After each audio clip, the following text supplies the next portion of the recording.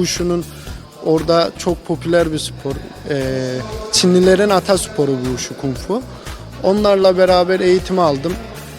Güzel bir süreç oldu benim için. Her geçen gün kendimizi bireysel olarak geliştirirken Türkiye'nin Wushu'sunu da geliştirmeye çalışıyoruz. Çünkü sporcu ne kadar iyi olursa antrenör o kadar iyi olur. Yurt dışında madalya o kadar alma şansın daha fazla olur. Gerçekten bu organizasyonla alakalı çok heyecanlıyım. Çünkü branşımız yarı olimpik bir branş.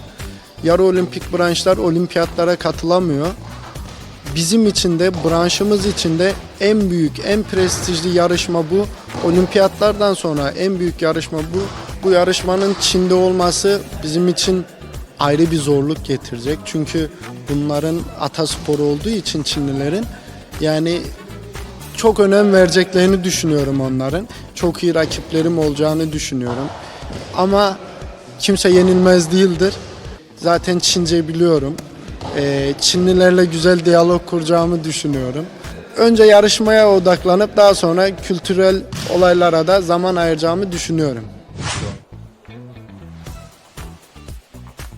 Nggak semua mahasiswa atlet punya kesempatan yang sama ya, jadi saya juga merasa bersyukur menjadi salah satu bagian dari tim Indonesia. Jadi tahu kalau ikut Universiade tuh rasanya seperti apa.